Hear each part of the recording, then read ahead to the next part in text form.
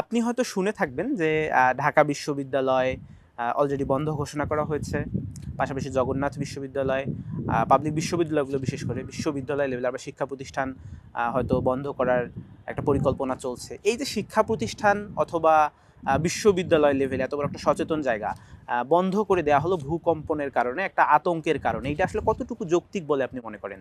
যেখানে আসলে শিক্ষার্থীদের বা বিশ্ববিদ্যালয়ের শিক্ষার্থীদের একটু আরও সচেতন হয়ে মানুষের প্রতি সচেতনতা বাড়ানোটা দায় ছিল। এই ব্যাপারটাকে আপনি কিভাবে দেখছেন?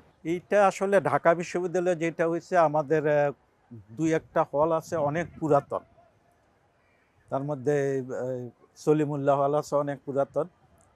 তো ওইখানে কিন্তু ছাত্ররা থাকে এবং ওইটাতে কম্পন হলে প্লাস্টার পড়ে যাওয়া অথবা ইট দেয়াল পড়ে যাওয়া কোনো অস্বাভাবিক ঘটনা না।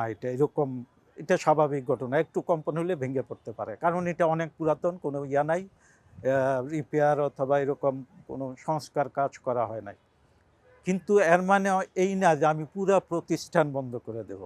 এইটার বোধহয় প্রয়োজন ছিল না, কারণ আগামী ডিসেম্বরের কয় তারিখ, ৩-৪ তারিখ থেকে কিন্তু আমাদের একটা ছুটি শুরু হবে, শীতকালীন ছুটি। ওই পর্যন্ত রেখে তারপরে ছাত্রদের বলতে পারতো যে আমরা রিপেয়ারিং কাজ করব, তোমরা সবাই হল ছেড়ে দাও নর্মাল ইয়াতে। এই যেহেতু ভূকম্পন হয় মাঝে মাঝে, আমরা এগুলোকে, যেগুলো একটু দুর্বল বিল্ডিং আছে, এগুলোকে আমরা সবল করব, কাজে তোমরা এই ছুটিতে বাড়ি চলে যাও।